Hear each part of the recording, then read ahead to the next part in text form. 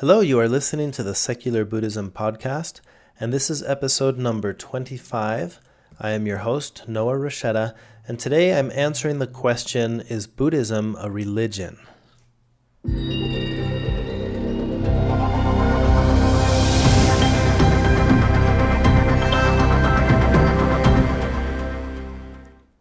Welcome back to the Secular Buddhism Podcast.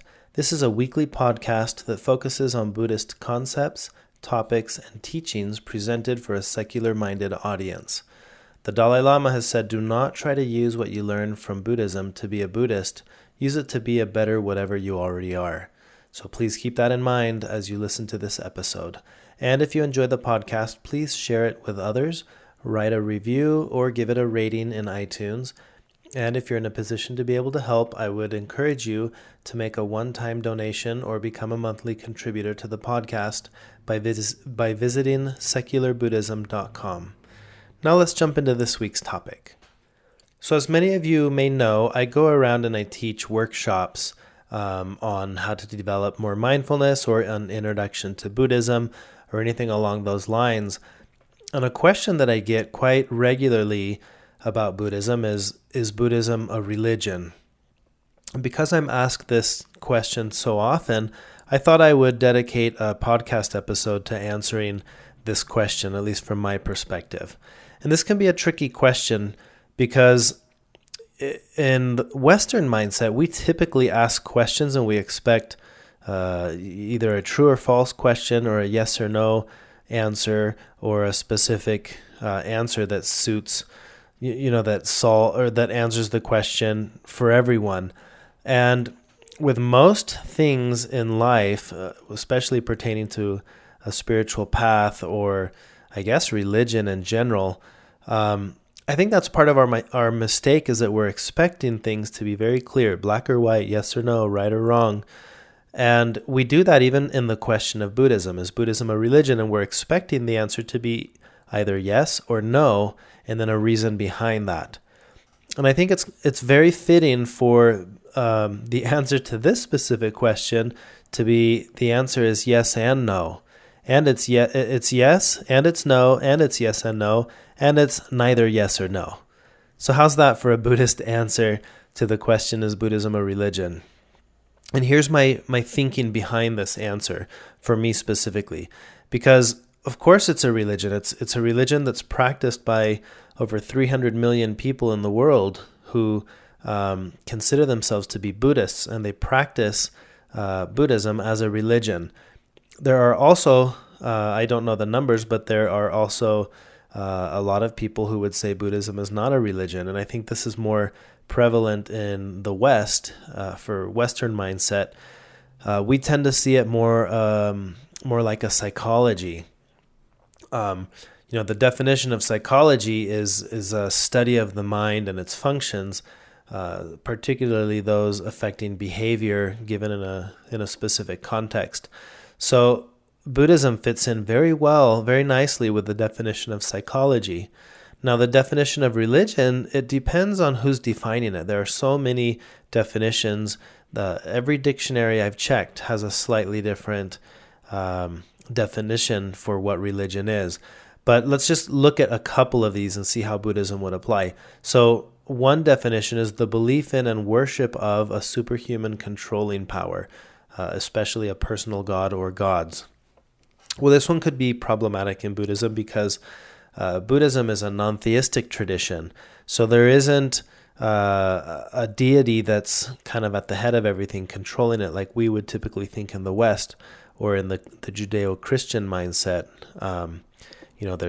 There's a monotheistic God who is the creator and has power to control everything, an all-powerful, all-knowing deity. Buddhism doesn't have that. There are some schools of Buddhism that incorporate cosmology with a cosmology that does entail gods and realms and worlds, but these are not part of the doctrine of Buddhism. Buddhism doesn't really have a doctrine or a set of esoteric facts that you need to believe in.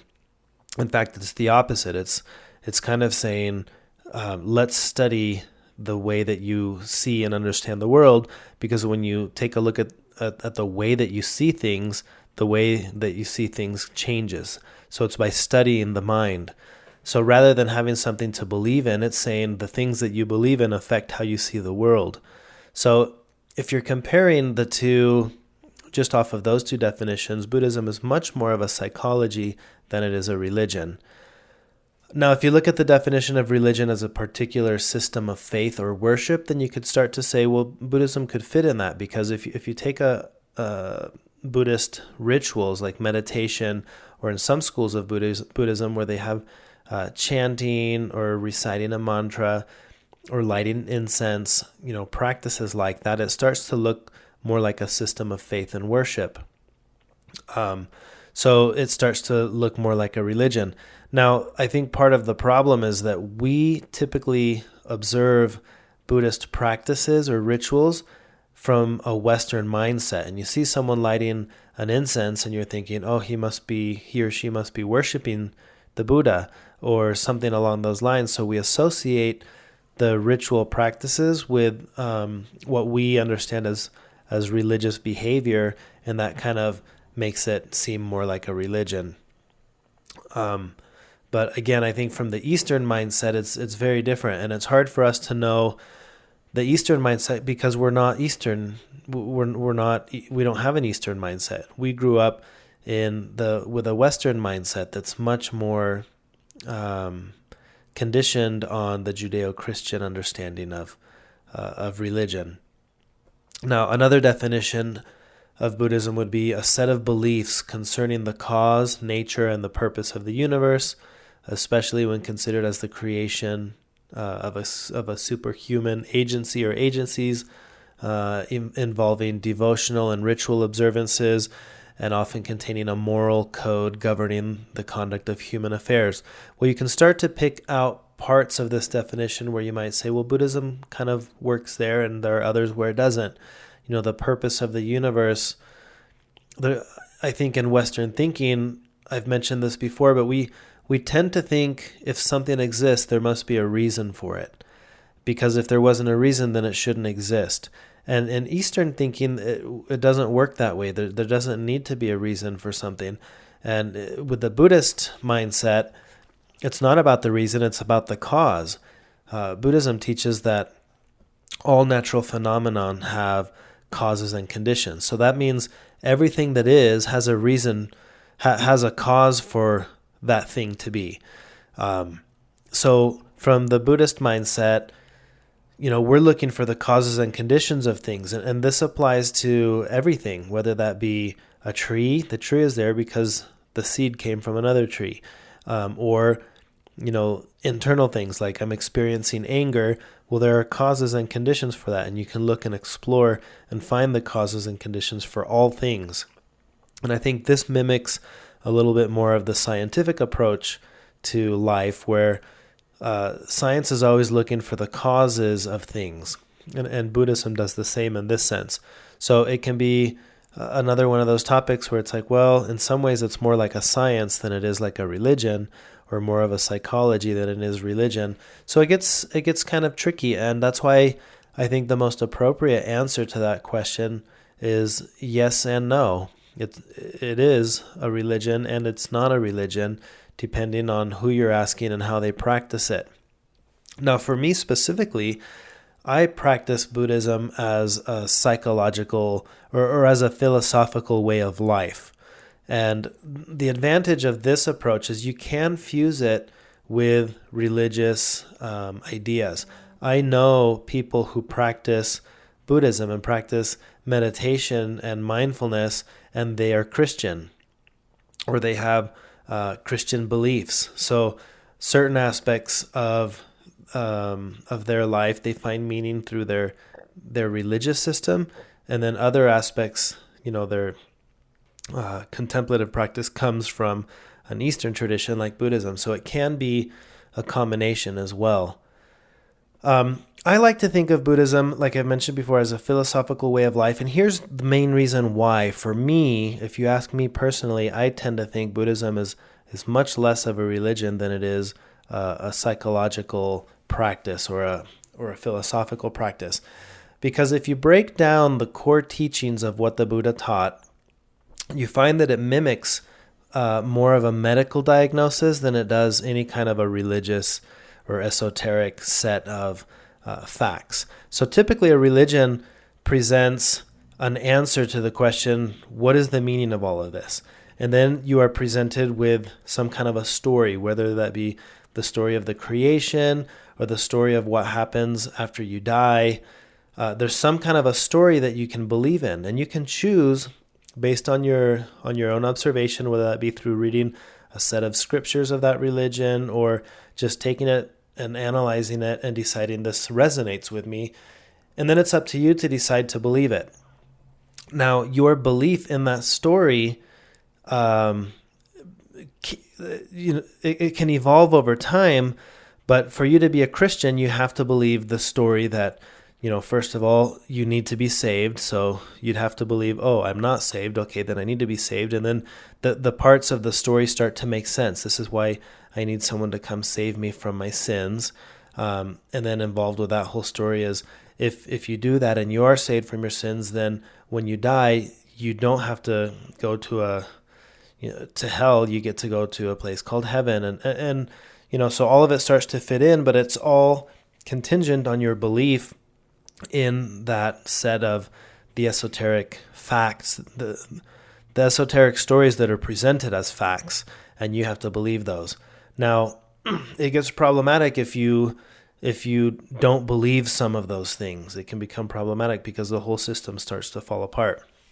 So Buddhism, on the other hand, is not presenting a set of facts. It's, like I mentioned before, it's more of a medical process where you're trying to figure out, well, what is the problem?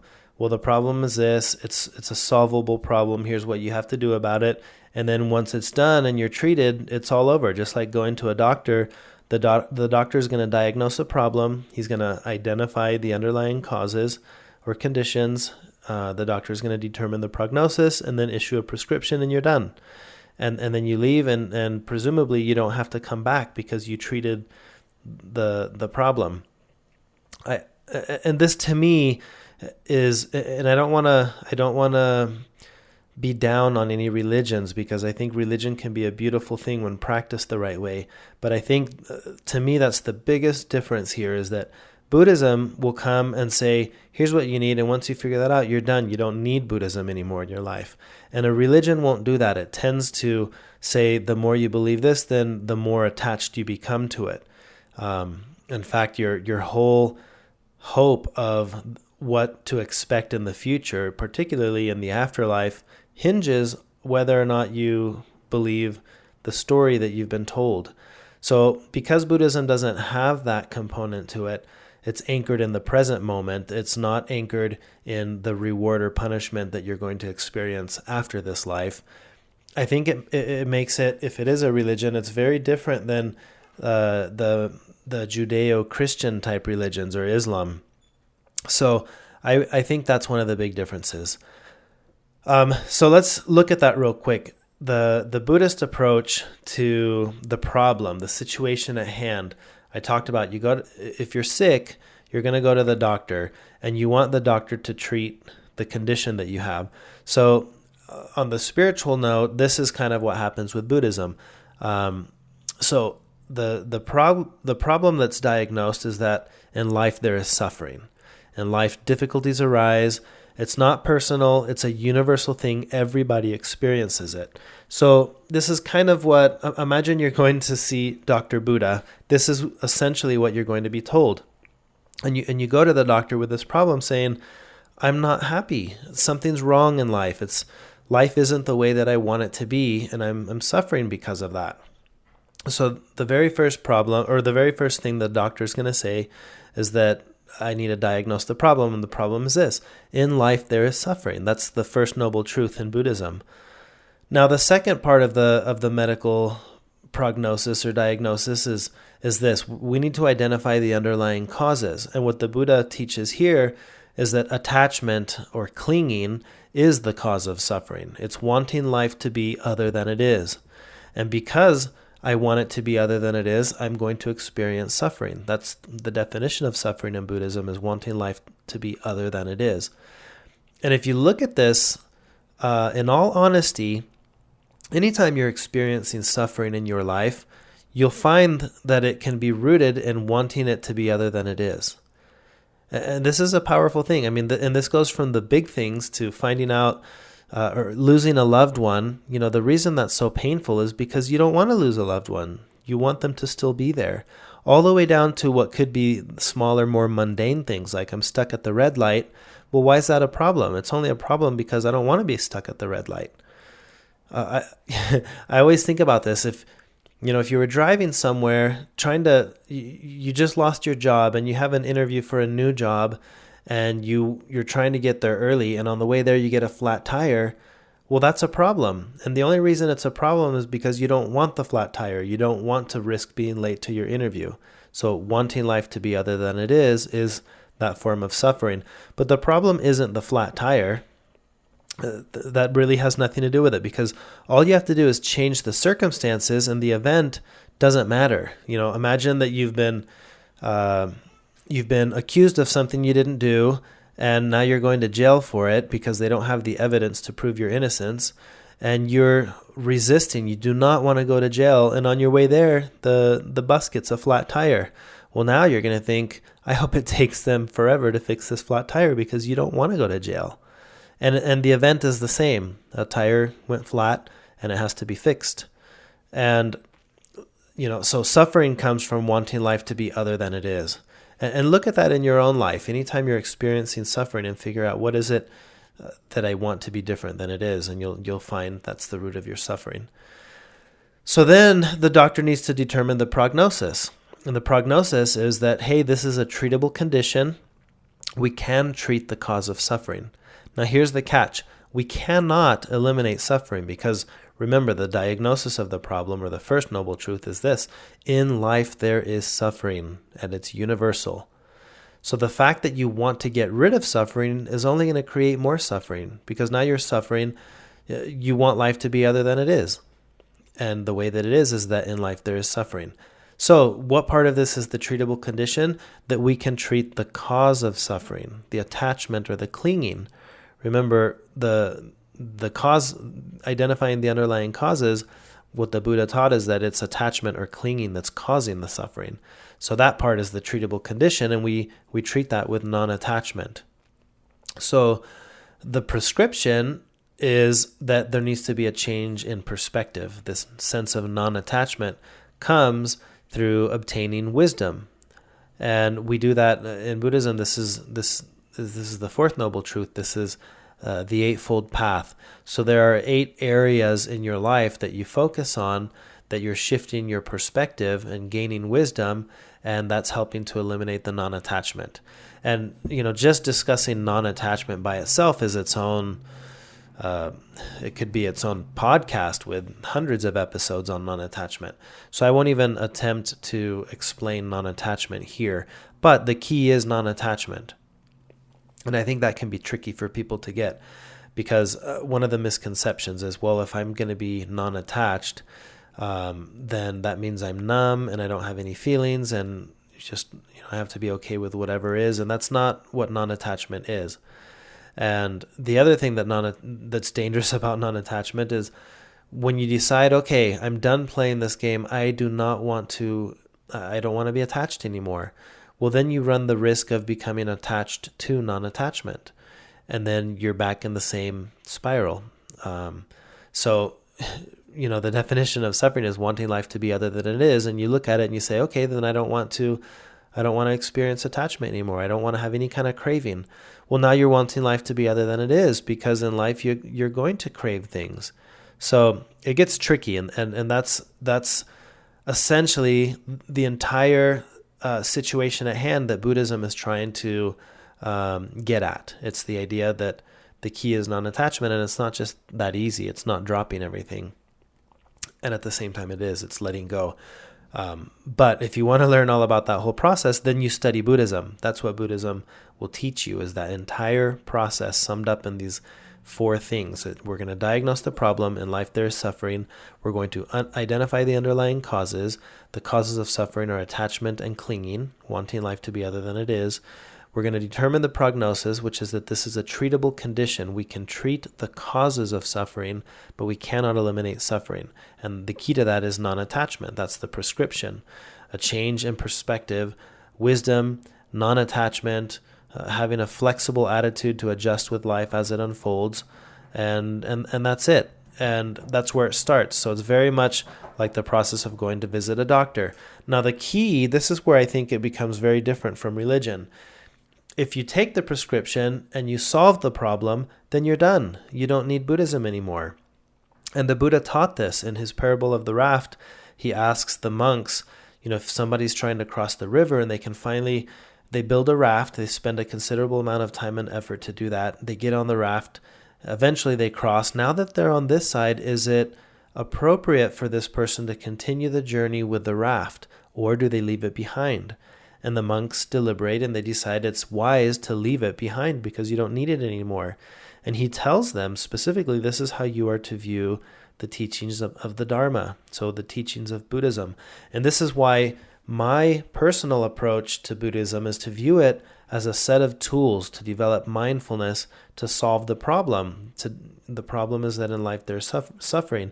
And when you get past it, just as the Buddha taught, it's something that you leave behind. And you need to, because you don't want to become attached to non-attachment. You don't want to attach to Buddhism. You don't want to attach to anything. And you can become attached to your religion in a way that it becomes unhealthy. And I'm sure everybody knows somebody who you would think probably fits that picture. So in that sense, and with that information, I personally think that Buddhism is more of a philosophical way of life. It provides me with a set of tools that determine how I live, how I see the world. And because of that, I don't view it as a religion, because I don't ascribe to a specific set of rituals or practices or anything that would even look like a religion in the way that I teach and practice Buddhism. So there you have it. That is my answer to the question, is Buddhism a religion?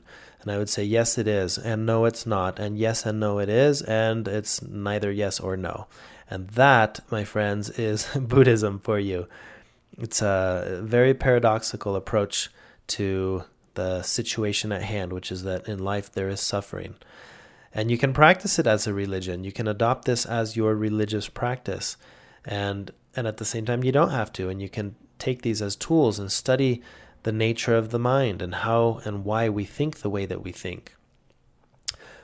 This concept of not knowing in Buddhism is very prevalent. It's in Zen Buddhism and every form of Buddhism that I've explored. At its root is this concept of not knowing. And rather than trying to give you answers to the deep questions of life, this is where it differs from religion, because religion is trying to answer the questions of who am I, why am I here, where do I go when I die. The big existential questions are answered by religions. And Buddhism doesn't answer those questions. Buddhism isn't concerned with answering the questions. Buddhism is focused on exploring, why do I feel I need to know these answers? That's what Buddhism's trying to get at. What is the root of the motivation behind asking these questions in the first place? Because if you can get at that, then the answers shouldn't matter. The answers won't matter. If I understand myself to know why those questions even matter, it doesn't become about the answers, it becomes about the questions. And because Buddhism is about the questions and not about the answers, I don't think it really fits the traditional bill of a religion, especially the religions that are just trying to answer the questions. So that's a lot. Having said that, if you have more questions about this or you want to contribute to the conversation, I hope this doesn't ruffle anyone's feathers, because the people who will say the answer is yes get mad at the people who say the answer is no. And the people who say no get mad at the people who say that it's yes. And just to throw in the other mix, let's add in the people who say yes and no, and let's add in the people who say no, it's not even yes or no. because let's just all be in there and talk about this together. So if you want to add to the conversation, find the post where I put this on secularbuddhism.com, join in on the conversation. But that is the podcast episode I wanted to go over today. Is Buddhism a religion? And I hope that my answer makes enough sense that you can feel that you can choose the answer that makes the most sense to you. Because again, ultimately, it doesn't matter what I think. If you ask me, is Buddhism a religion? Well, that's just my answer. But the only answer that will ever matter is your answer. You get to choose. You get to study this and decide, is it a religion for you? Is it not? Is it yes and no? You get to choose. So good luck on your journey finding the answer that makes the most sense to you. I know a lot of people who love practicing Buddhism as their preferred religious practice, and they practice it as a religion, and there's nothing wrong with that. So find the answer that works for you. But what I shared today, that's my view and my answer. So before we stop this podcast episode, I want to remind you about these workshops that I'm doing. I've done one in Salt Lake City last weekend. It was very well received. I'm doing one coming up very soon in Seattle. So if you're in the Seattle area, September 3rd, there's a workshop there. There's one in London in the UK on September 18th. That's a Sunday. You can get all this information on secularbuddhism.com. And then a reminder, next year, January 26th through February 4th, we're doing a humanitarian trip to Uganda. We'll be doing humanitarian work along with a mindfulness retreat. So if you're in a position to be able to do that and that sounds interesting to you, consider coming with me and a small group of people to Uganda to do humanitarian work and learn more about mindfulness. It'll be a lot of fun, and you can learn more about that on mindfulhumanitarian.org. Thank you for listening. I've mentioned this before, but I really believe that if we have the desire to contribute to making society or the world a better place, a more peaceful place, it starts by making our own lives more peaceful. We work on ourselves. We always have these grand desires to change the world, and yet the only thing we can ever change is ourselves. And it's by changing ourselves, ironically, that we do change the world. And that's why I'm determined to produce podcast content and workshops and retreats and tools that will help us to be more mindful. And mindful individuals are the key to mindful families and mindful societies. So that's why I do what I do, because I enjoy it. There's nothing to convert to or to convert away from. I'm just trying to present another perspective.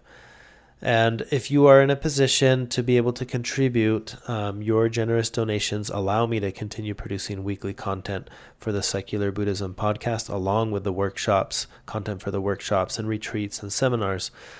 So if you're interested and you're in a position to be able to help, please visit secularbuddhism.com to make a one-time donation or to sign up as a monthly supporter of the podcast. So thank you again for listening, and thank you for your continued support. And I look forward to another podcast episode next week. So have a good week, and until next time.